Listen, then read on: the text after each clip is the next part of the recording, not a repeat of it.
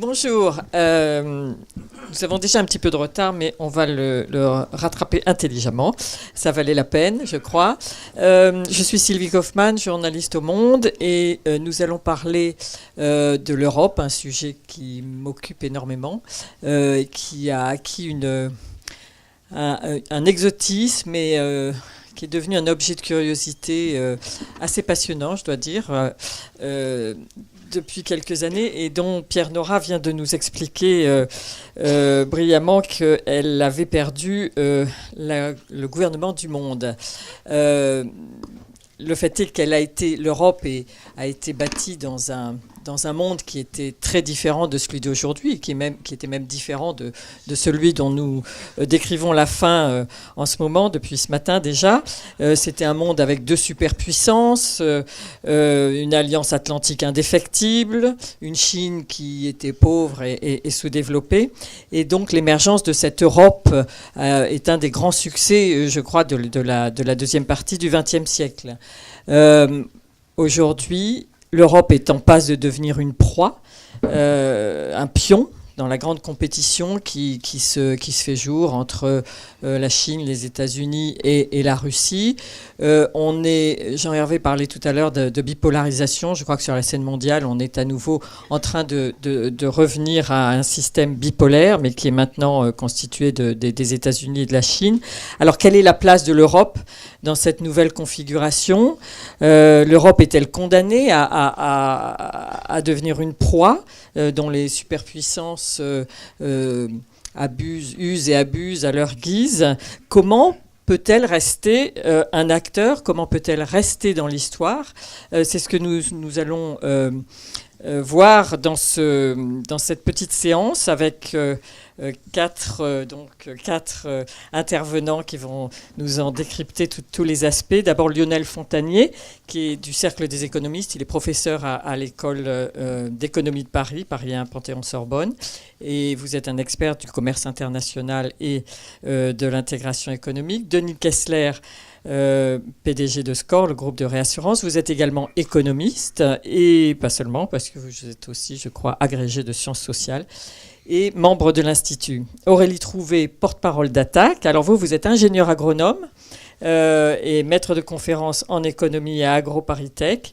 Et puis on ne présente plus Éric Orsena, membre de l'Académie française, qui est beaucoup de choses, romancier bien sûr, mais aussi économiste. Voilà. Alors, et spécialiste de l'Europe aussi d'ailleurs. Lionel Fontanier, nous allons commencer avec vous. Et est-ce que cet affrontement des États-Unis et de la Chine, de votre point de vue, est déterminant pour l'Europe? Voilà, alors je pense qu'il faut effectivement commencer par un mot de contexte. Donc, au risque d'être un petit peu à contre-emploi, après Pierre Nora, je voudrais dire un mot sur l'histoire et citer Braudel. Donc ce qu'on a vraiment, c'est un basculement des économies mondes. Donc ça a été dit, c'est pas la fin du monde, c'est la fin d'un monde. Et en réalité, c'est un passage de témoin. Donc on voit bien qu'il s'agit, dans le cas d'espèce, il s'agit bien sûr des États-Unis qui passent le témoin à la Chine. Et on a eu beaucoup d'autres passages de témoins dans l'histoire. En général, ça ne s'est pas très très bien passé. On pourrait remonter très loin, on pourrait remonter à Venise, etc. Mais à chaque fois, ça a été une situation difficile. Et donc l'Europe est confrontée à ce passage de témoin entre les États-Unis et la Chine. Et le sujet pour l'Europe, c'est de ne pas prendre trop de balles perdues, d'une certaine façon. Alors, aux États-Unis, ce qui est assez étonnant pour ceux qui ont l'habitude de fréquenter ce pays, c'est la façon dont l'administration américaine a changé de point de vue sur le monde. La position de Peter Navarro, qui était un peu moqué, puisque Peter Navarro avait été un conseiller de Trump pendant la campagne, avec des thèses assez délirantes sur ce qu'il appelait « death by China », donc la mort par la Chine. Donc ces thèses qui apparaissaient à l'époque comme assez délirantes sont devenues aujourd'hui des thèses assez centrales dans la réflexion de l'administration américaine. Il y a beaucoup de rapports qui sont produits, qui étayent cette argumentation qui, au début, ressemblait plus à un roman de gare. Alors, c'est tellement vrai que Donald Trump a créé une sorte d'agence, donc de bureau, qui s'appelle le Bureau du commerce et de la politique industrielle, dont les clés ont été données précisément à Peter Navarro après l'éviction d'un concurrent qui était beaucoup plus modéré. Et ce qui est marqué sur la porte du bureau, c'est qu'il s'agit de défendre les travailleurs américains et les producteurs nationaux.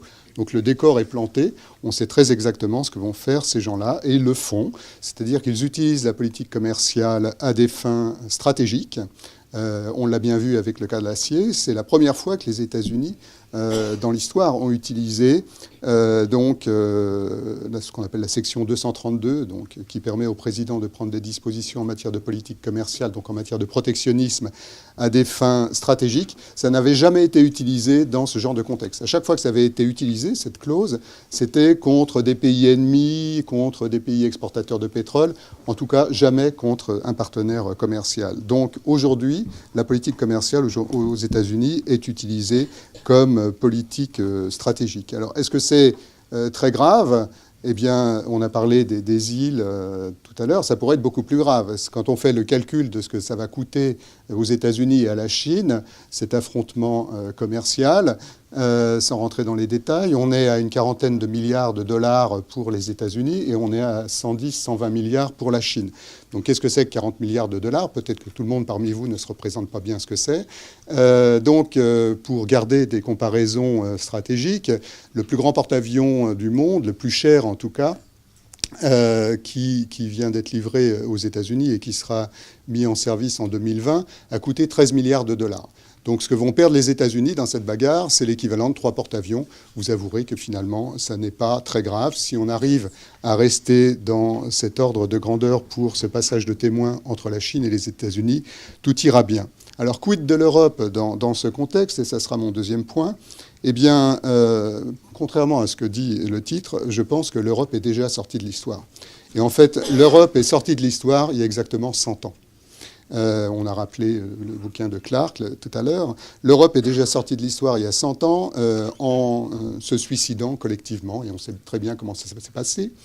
Suicide collectif, et comme si ça ne suffisait pas, on a décidé de sortir de cette situation, là encore il y a exactement 100 ans, avec le traité de Versailles qui a préparé une deuxième catastrophe, si l'on en croit Keynes, et je crois que Keynes a raison, on pourrait rentrer dans le suite de la discussion sur ce point.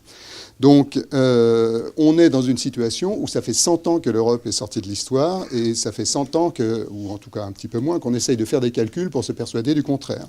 Donc le calcul qui est généralement fait, en tout cas aujourd'hui, maintenant que nous avons l'Union européenne, c'est d'additionner les PIB, donc la richesse économique, le flux de richesse économique créé par chaque économie, des 27. On ne peut plus dire les 28, au moins depuis hier soir, ça semble de plus en plus difficile. Les 27 représentent les 3/4 du PIB américain. Donc c'est beaucoup, ça rassure beaucoup de gens. On est encore une puissance économique. En tout cas, c'est comme ça souvent que les Français voient l'Europe. La Chine, c'est 63% du PIB américain aujourd'hui. Donc même si la Chine grandit vite, etc., on voit quels sont les ordres de grandeur. Et en réalité, ces comparaisons qui circulent partout sont des comparaisons qui n'ont absolument aucun sens. Ça n'a aucun sens parce que l'Europe n'a pas de politique étrangère, l'Europe n'a pas d'armée, et l'Europe n'a même pas de vision stratégique sur ce que devrait être le monde. Donc, de ce point de vue, je pense que l'Europe est définitivement sortie de l'histoire. Il faut s'en accommoder. Et comme ça a été rappelé dans le débat précédent, peut-être qu'une difficulté en France, mais je pense que les Anglais sont au moins aussi affectés que nous par cela, c'est qu'on a du mal à sortir de cette idée qu'on est important. Nous ne sommes plus importants du point de vue de la puissance économique. Alors, ça sera mon dernier et troisième point. Est-ce que ça veut dire que, pour autant, l'Europe n'a pas d'importance ? Eh bien, je crois qu'il faut adopter une autre approche qui consiste à considérer que l'Europe est, pour faire vite, ce qu'on appelle une puissance normalisatrice. Donc l'Europe, c'est d'abord un espace de démocratie. C'est très important. On va avoir des élections européennes, etc. On ne sait pas ce qui va en sortir. Peut-être que ça sera désagréable, mais c'est quand même important. Il faut garder tout ça. L'Europe est un espace de démocratie. L'Europe est un espace de droit. Regardez dans le monde si tout ça existe vraiment ailleurs, aussi bien. L'Europe est un endroit où on respecte les préférences collectives. L'Europe est un endroit où on croit encore très fort dans le multilatéral. Je vais juste prendre 3 exemples. Le droit de la concurrence, par exemple, en Europe, c'est quelque chose de très important. Donc on a beaucoup discuté de la question Siemens, Alstom, etc. Est-ce qu'on a pris la bonne décision ? Je pense que je suis le seul à penser dans cette salle que oui, on a pris la bonne décision. En tout cas, je suis sûr que Jean-Hervé pense le contraire.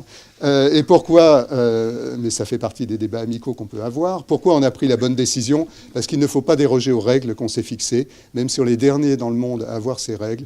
Ce sont les règles qui font notre force, et dans le long terme, c'est ça qui comptera. Et donc, si on veut se protéger des trains chinois, eh bien, il suffit d'utiliser de l'antidumping. On sait faire, il y a des règles pour ça, c'est très facile à mettre en place. Donc, le droit de la concurrence, il faut le respecter. Le principe de précaution, qui heurte beaucoup d'oreilles, sur le plan scientifique, peut-être qu'on peut en discuter, mais sur le plan... J'ai terminé. Sur le plan de la relation à la société, c'est probablement quelque chose d'important. Et enfin, je ne vais pas rentrer sur le multilatéral et l'OMC. Donc l'Europe, c'est du soft power, c'est une puissance normalisatrice. Je pense qu'il ne faut pas déroger à ce qu'on a mis en place. C'est ça qui fait notre force et c'est la seule condition pour que l'Europe compte dans l'histoire, même si ce n'est plus une puissance économique. Merci beaucoup et merci d'avoir soulevé toutes ces questions qui vont enrichir notre débat. Je vous demande d'être le plus bref possible, tous pour que justement nous puissions avoir un petit peu de temps pour le débat avec la salle. Alors Aurélie Trouvé, vous êtes une spécialiste de la PAC notamment. Alors est-ce que la PAC appartient au passé ou est-ce qu'elle peut encore sauver l'Europe ? Donc merci d'abord pour cette invitation. C'est vrai que je vais partir de cette politique parce qu'il se trouve que je l'analyse depuis un certain temps et puis j'ai eu l'occasion aussi d'observer les institutions en étant un moment conseillère du commissaire européen à l'agriculture sur ce sujet. Et pourquoi je parle de la PAC aussi ? Parce que c'est un pilier de la construction européenne. Elle fait encore un tiers du budget européen, mais surtout elle a été décisive pour les agricultures européennes depuis plus d'un demi-siècle et tous les enjeux qui sont liés, le développement rural, l'alimentation, la préservation de l'environnement, etc. Et ce que j'aimerais montrer, c'est d'abord que l'Union européenne et la PAC ne sont plus capables aujourd'hui d'assurer, de protéger contre les crises des revenus agricoles, mais aussi, elle n'est plus capable d'assurer une transition écologique et sociale qui est pourtant nécessaire des agricultures et de l'alimentation. Et une des raisons que je vais mettre en avant, et c'est pour ça que je parle de la PAC aussi, peut-être pour parler, je l'espère, plus largement de l'Union européenne, c'est qu'en fait, l'Union européenne, de mon point de vue, est incapable de sortir de son carcan néolibéral, de sa vision néolibérale, qui lui permettrait justement de répondre à un certain nombre d'enjeux.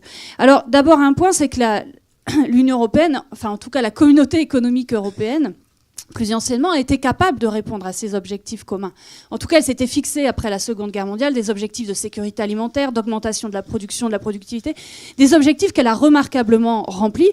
Et même, à partir des années 70, elle a été capable également de répondre à des problèmes d'écoulement d'excédents, par exemple en fixant des quotas laitiers. Elle a été capable de décisions fortes, y compris sur des aides aux zones défavorisées, ou de s'orienter progressivement vers la prise en compte de l'environnement.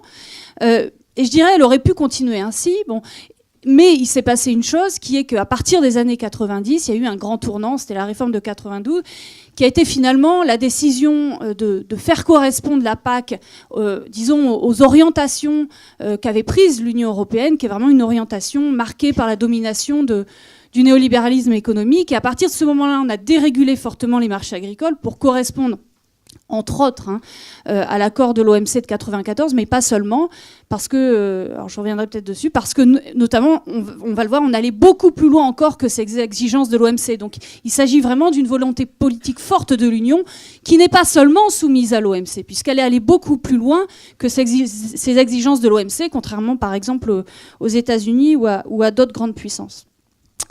Les conséquences, je voudrais arriver là-dessus, c'est une instabilité accrue des cours internationaux, c'est aussi le fait qu'on compense par des aides directes dites découplées pour qu'on rentre dans cette boîte verte de l'OMC qui sont censées pas créer de distorsion des marchés, de répondre aux signaux des marchés, mais ces aides, en fait, elles manquent cruellement de légitimité environnementale et socio-économique. Ces dizaines de milliards d'euros versés par an sont en plus décriés par les économistes parce que ça pousse à l'agrandissement des exploitations, ce sont des rentes foncières pour les propriétaires, ça augmente les prix du foncier, donc des aides en plus qui en plus ne remplissent pas cet objectif, disons, international, puisqu'elles sont aujourd'hui dénoncées par les autres pays tiers comme des distorsions de concurrence et du dumping, notamment les États-Unis qui viennent de décider de dénoncer une partie de ces aides-là et de mettre des mesures anti-dumping.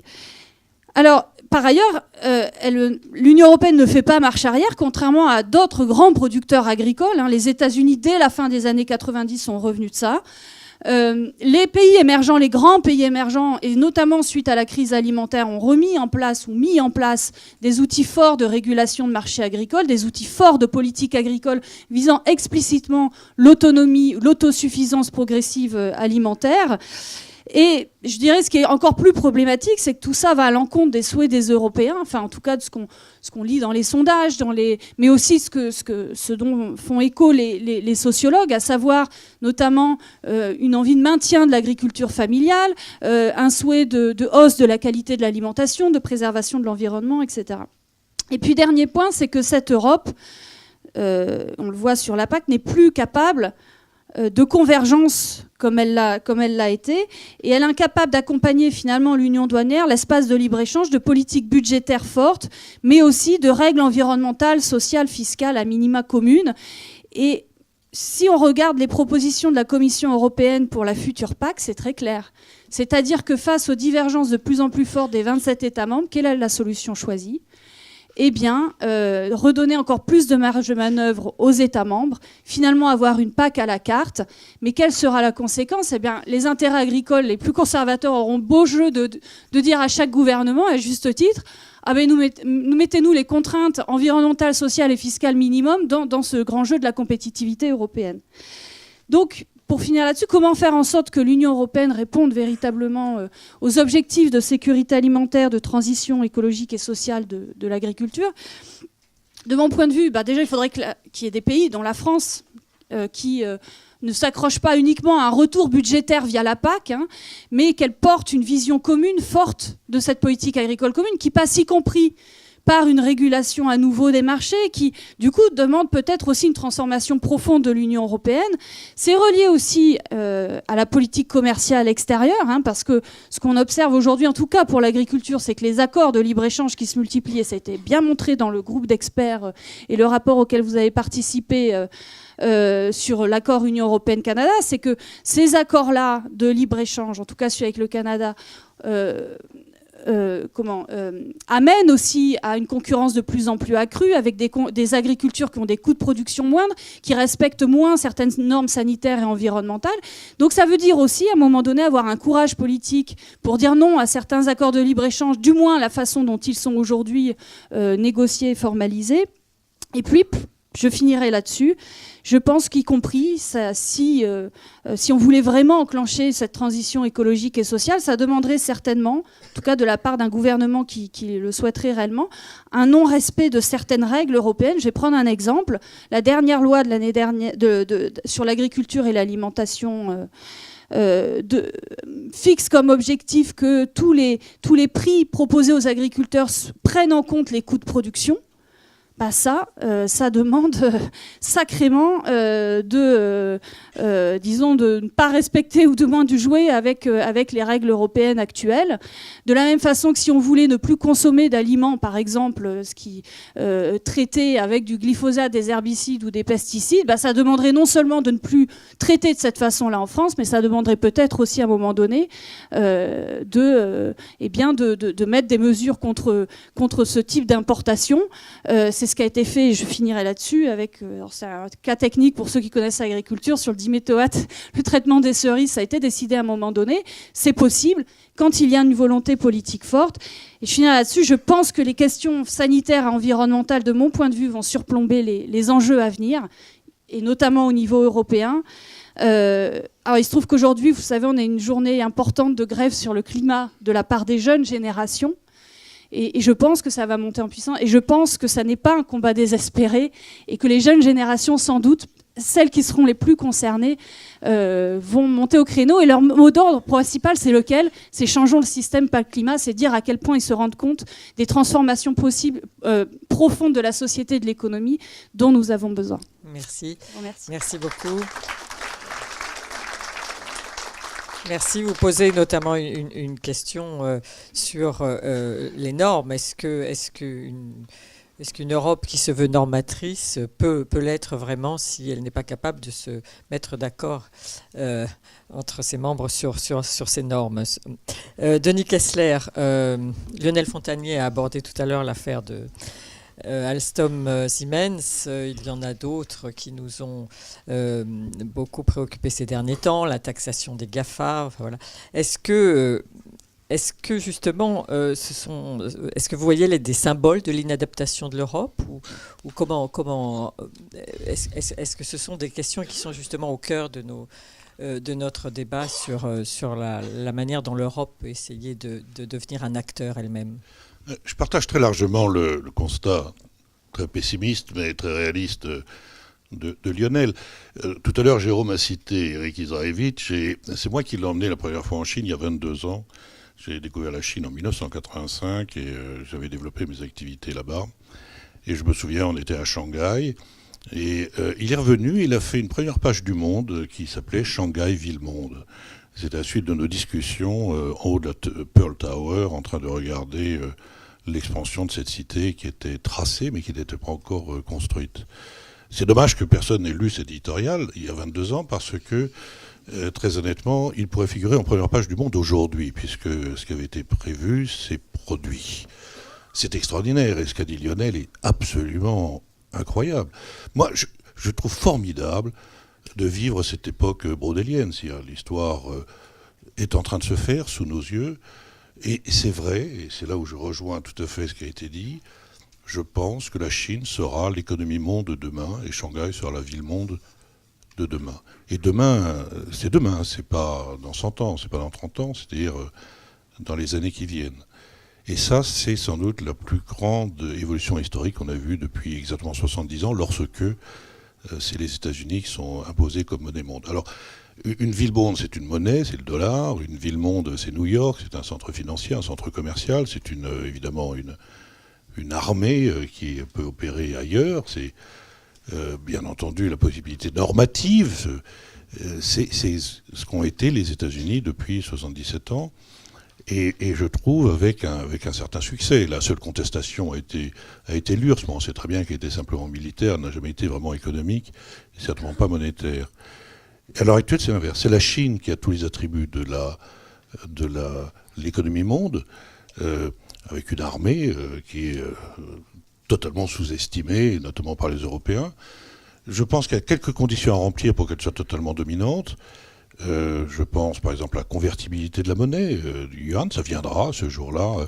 On est en train de voir l'évolution des droits de propriété en Chine. Ils autorisent maintenant qu'on passe les 49%. Ça s'est fait dans les domaines financiers. Ça aurait dû faire la première page du Monde aussi. Et je pense qu'il y a aussi la capacité de la Chine d'aller à l'extérieur. Le projet des routes de la soie, des nouvelles routes de la soie, c'est extraordinaire parce que pendant longtemps la Chine était... regardons vers elle-même, l'Empire du Milieu, ça y est, c'est terminé. Elle a non seulement une dimension régionale, bien entendu en Asie, mais une dimension mondiale. Et nous verrons des TGV chinois arriver en gare Montparnasse un jour.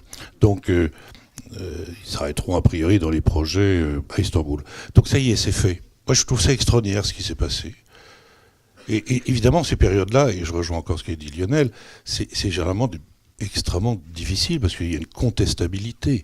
Je veux dire par là, c'est que les États-Unis réagissent. D'ailleurs, la guerre commerciale est là pour le prouver. La guerre commerciale, ça veut dire que les Chinois taillent des croupières, les entreprises chinoises taillent des croupières aux États-Unis, autrement il n'y a pas de guerre.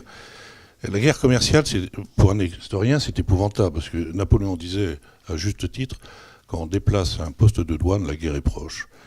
Et donc, de ce point de vue-là, guerre commerciale, il y a bien le mot guerre, et il y a bien un affrontement qui commence par, généralement, les échanges, et qui se traduit, généralement, les bateaux de commerce sont suivis, généralement, de frégates militaires. Donc, et regardez ce qui se passe en mer de Chine, regardez ce qui se passe dans cette partie-là du monde, c'est assez inquiétant. Je pense que l'économie monde sera la Chine, et je pense que ce passage des États-Unis vers la Chine va être extrêmement chaotique, extrêmement difficile. Et que, malheureusement, l'Europe est dans les gradins et n'est pas sur les terrains. L'Europe n'est pas, à l'heure actuelle, un acteur de ce jeu, aurait pu l'être, mais il faut qu'elle s'en prenne qu'à elle-même. Ma thèse, c'est que nous allons payer la lenteur que l'on a eue à construire l'Europe. On dit que c'est allé très vite. Regardez la vitesse à laquelle la Chine s'est développée par rapport à ce que nous avons fait. C'est à l'heure actuelle le fait que nous avons une entropie européenne incroyable dans les pays, une entropie entre les forces politiques, c'est le cas de l'Espagne, de l'Italie, de la France, même de l'Allemagne, a fortiori du Royaume-Uni. Une entropie entre les États, on n'arrive plus à les faire converger. On a eu 70 ans de convergence, que j'appelle de négantropie. On repart dans une entreprise généralisée qui s'alimente, qui s'auto-entretient quasiment. Et donc, je suis assez inquiet. On a eu un choc de compétitivité, je terminerai là-dessus. Un choc de compétitivité, il était totalement prévisible. La globalisation était inéluctable, en raison des techniques, en raison des moyens de transport, c'était inéluctable. L'européanisation était inéluctable. Et dans ce cas-là, la rationalité aurait voulu que les forces politiques préparent ce choc de compétitivité de manière active. De manière active, c'est, on va se dire, lorsqu'on a un choc de compétitivité, on l'a vu dans l'histoire, il faut accélérer le progrès technique et scientifique, réformer l'école, bon, je ne vais pas développer tout. Lorsqu'on a un choc de compétitivité, il faut repenser le système social qui va être soumis à des forces de dépéréquation.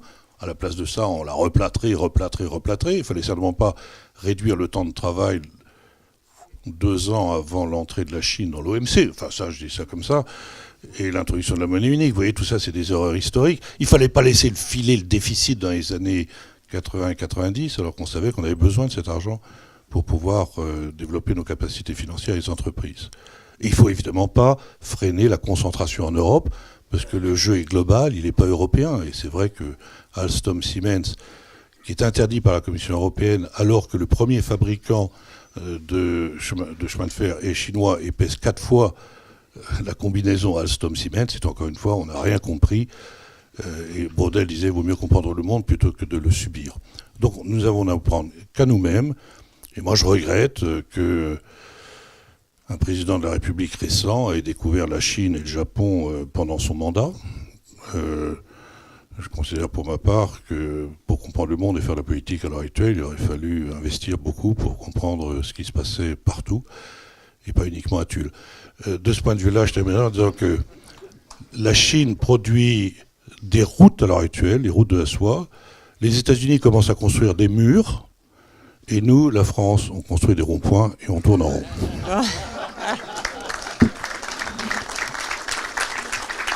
Bien. Merci beaucoup. Alors, en attendant que les TGV chinois découvrent les charmes et le fonctionnement de la gare Montparnasse, on a déjà la Chine qui est en train de faire pression sur l'Italie et de manière assez productive, visiblement, puisque on découvre à la fois à Bruxelles et à Washington avec stupeur que la Chine est en train de faire endosser la route de la soie à l'Italie, membre fondateur de l'Union européenne. Donc là, je crois qu'on est vraiment au cœur du sujet. Éric Orsena, vous avez arpenté le monde d'abord en tant que chercheur et puis en tant que romancier. De cette connaissance du monde, comment voyez-vous l'Europe ? Quel est son rôle d'après vous ? Est-ce qu'elle peut encore avoir un rôle ? Alors, je continue d'arpenter le monde et je vais aller d'un peu plus près que Shanghai, mais quand même pas de chez nous. Je reviens d'un long reportage au Niger. Et le Niger est l'illustration même de ce que disait Jean Hervé. Potentiel de croissance très très faible, bipolarité incroyable par rapport à nous en termes de population, la moitié de la population à moins de 15 ans, on double tous les 18 ans, impuissance d'un gouvernement formidable qui fait toutes sortes d'actions, notamment en développant un truc inouï qui pourrait bien marcher chez nous, qui s'appelle l'école des maris. Et la conséquence de ça, c'est qu'il y a des violences un peu partout, et pas seulement autour du Niger. Première expérience. Deuxième expérience. Il y a justement 30 ans. C'est l'avantage d'être immortel, cher Pierre, cher Denis. Il y a 30 ans, je revenais au cabinet du ministre des Affaires étrangères pour assister, essayer de contrôler à ma très modeste part le passage d'un monde à un autre monde, puisque c'était l'effondrement du mur de Berlin. Et qu'est-ce que ça a entraîné, l'effondrement du mur de Berlin? La guerre. Où? En Europe, à 1h30 d'avion de chez nous. Et je me souviens d'innombrables conversations avec François Mitterrand, dont on peut dire tout ce qu'on veut, mais que sa conviction absolue était l'Europe, pour une raison principale, c'est que plus jamais ça. Et le plus jamais ça, c'est pas garanti. Car ce genre de transition, comme tu dis, c'est chaotique, mais le chaos entraîne le danger. Et si je donne une troisième expérience qui rajoute ça, il se trouve que, occupant par une sorte de hasard le fauteuil de Pasteur à l'Académie française, je suis l'ambassadeur de Pasteur. Et que tous les 2 ou 3 jours, je reçois des menaces parce que je suis favorable au vaccin. Donc le pacte avec le savoir est rompu.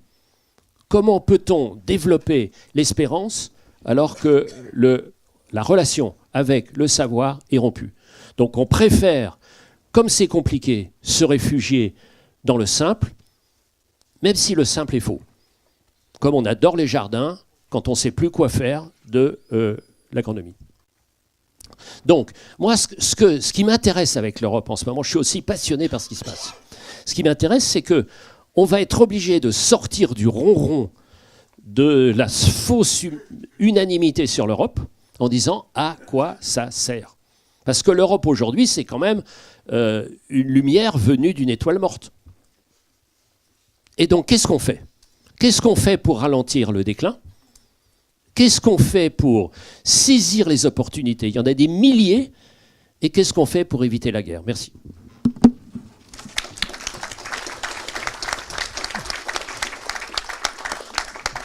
Et alors, le plus formidable... Non, juste un point. Mais ce que vous dites, on n'est pas d'accord sur tout. Hein, mais franchement, la PAC, c'est exactement la lumière faiblissante à grande vitesse d'une étoile morte il y a bien longtemps. Oui, merci beaucoup pour cette interpellation. Je vais vous donner la parole. Préparez vos questions. En attendant que vous les prépariez, je vais juste relancer Denis Kessler sur son verdict quand même très sombre, réaliste, mais assez pessimiste. Donc, quand vous dites l'Europe est sur les gradins, ça veut dire que elle a laissé passer son tour, elle a passé sa chance, elle ne peut pas redevenir un acteur. Comment vous voyez ça? Moi, je suis frappé de voir qu'en dehors donc, de la Chine et des États-Unis, beaucoup d'acteurs mondiaux souhaiteraient que l'Europe joue un rôle, pas d'arbitre, parce que je ne suis pas sûr que ce soit le rôle d'arbitre, mais en tout cas de contrepoint au duopole. Et par exemple, le Japon rêve d'une Europe forte, parce que l'Europe est au premier balcon au-dessus de la Chine.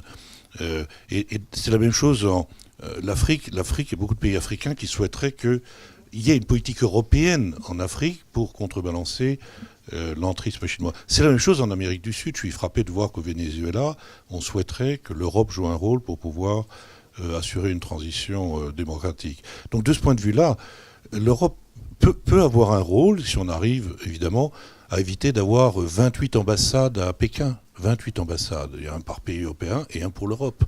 Et vous êtes à Washington, il y a 28 ambassades. Kissinger avait raison, l'Europe, quel numéro de téléphone j'appelle?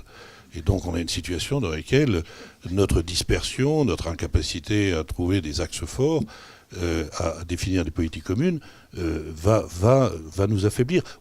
Je ne suis pas pessimiste, je ne veux pas dire qu'on n'a plus de rôle. Je dis, si on devait avoir un rôle, il faudra très rapidement définir la place que l'on veut avoir dans le monde.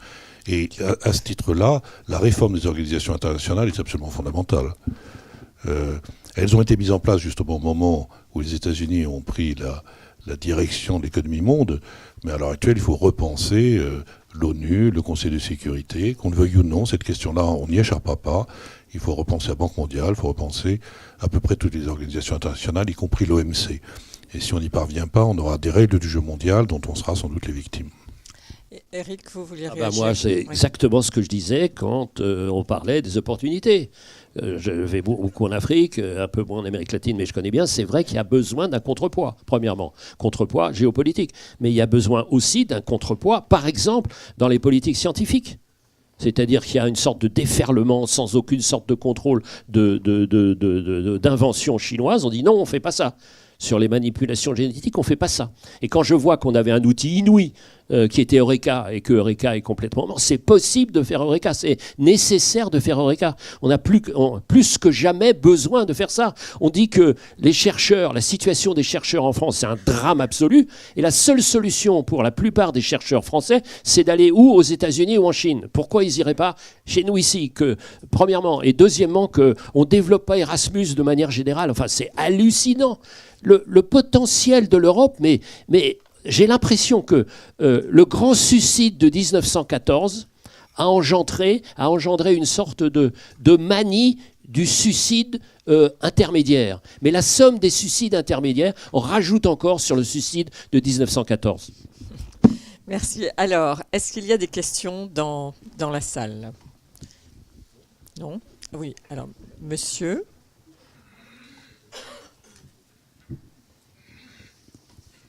Ouais, c'est une réflexion sur ce qu'on a entendu. Je ne sais pas qui a dit, à un moment donné, que les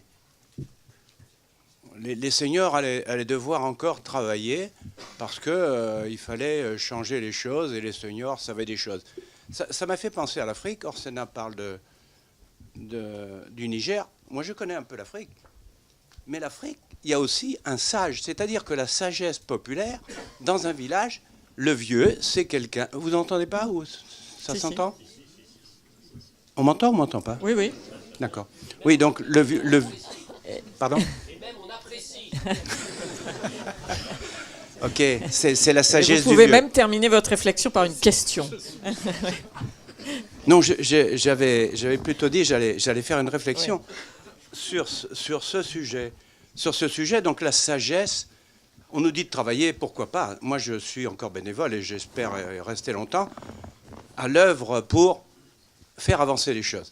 Ceci étant, une chose, c'est qu'on ne sait jamais tout, et bien que M. Lorenzi ait dit « chacun sait », c'est une expression, parce que chacun ne sait pas. Tout du moins, chacun ne sait pas la même chose.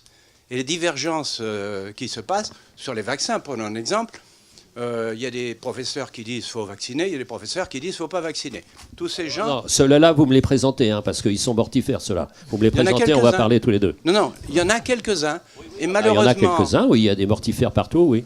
Et malheureusement avec le progrès des réseaux sociaux, ils ont... Parce que vous appelez ça le progrès? On dialogue là, c'est pas un exposé, un autre exposé, on dialogue. Il y a on peut être sage et en même temps réactif. Je veux bien continuer. C'est plutôt. Je ne veux pas mobiliser la parole. Tout à l'heure. Allez-y, on prend une autre question ici. Mais c'est très bien. Non, parce que je peux aussi dire que l'intelligence artificielle, c'est un must aujourd'hui pour des gens qui n'ont pas d'idée. Parce que l'intelligence artificielle, c'est quoi? C'est des algorithmes. Enfin, les algorithmes, ok, il suffit de les construire. Mais ça n'a rien à voir avec la vie d'un chacun. Et donc, c'est tout. C'était une réflexion de vieux sage. Parce que j'ai travaillé beaucoup en Afrique. Et quand je terminais un chantier et qu'on me disait, voilà, c'est monsieur qui est le maître d'œuvre de ce chantier, ça dure encore, donc vous pouvez vérifier que j'ai fait des chantiers en Afrique. Et avant que les Chinois ne le fassent. Et que de fait, merci, que de fait après, on terminait la chose en disant, ok, il s'appelle Joseph, mais dit le vieux. Et le vieux, pour moi, c'est quelque chose de très important. Ça rebondit sur ce que dit M. Orsena. Merci. Je vous remercie de votre attention. Merci, monsieur. Nous avons une question ici. Si vous attendez le micro, monsieur, voilà. Merci. Je suis frappé de voir que l'on ne met pas l'accent sur le fait que le système politique dont la Chine s'est dotée, critiquable à tous égards par ailleurs, lui permet d'avoir une vision à long terme et des programmes à long terme. alors que dans les démocraties européennes, individuellement ou collectivement, il est de plus en plus difficile, avec des élections tous les 4 ans, d'avoir une vision à long terme. Je ne veux pas prendre comme exemple le deuxième porte-avions, qui est aussi nécessaire que le premier à avoir une défense, mais ça fait des années et des années que l'on ne fera pas le deuxième porte-avions, même si l'on en parle. Il y a énormément de décisions que l'Europe démocratique est incapable de prendre, tout en sachant qu'elle devrait les prendre. Alors qu'en Chine, quand on veut faire un programme à 10 ans, on fait un programme à 10 ans. Merci. Alors, c'est le modèle singapourien qui marche merveilleusement bien, n'est-ce pas? Voilà. Est-ce que l'Europe, pour réussir, doit devenir une grande Chine, finalement, et adopter son système? Qu'est-ce que vous en pensez?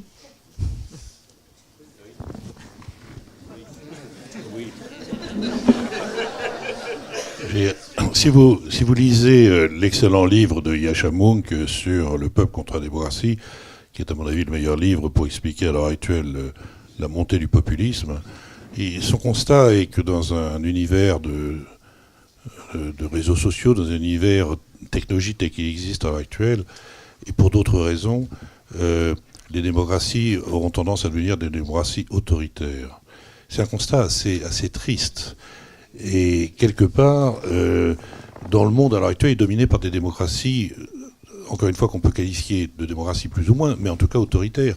Et quand vous ouvrez le monde, vous avez M. Erdogan, qui n'est pas connu pour son caractère démocratique, M. Xi Jinping, qui est a priori plus nommé qu'élu, on a M. Poutine, dont les caractéristiques démocratiques laissent un peu à désirer.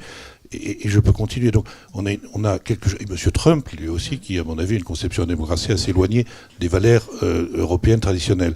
Et donc, si évidemment ce constat est vrai, le monde semble dominé à l'heure actuelle par des États dans lesquels, assez éloignés de la démocratie libérale européenne traditionnelle. Oui, mais la question, c'est aussi, est-ce que, ça c'est un constat qui est tout à fait réel, vous avez raison, mais est-ce qu'on peut être un acteur tout en restant un ensemble de pays démocratiques et en émettant ces normes dont vous parlez, qui sont des normes démocratiques? Est-ce qu'on peut être efficace? Est-ce qu'on peut être un acteur aujourd'hui à l'échelle mondiale en conservant ces valeurs et ces normes-là?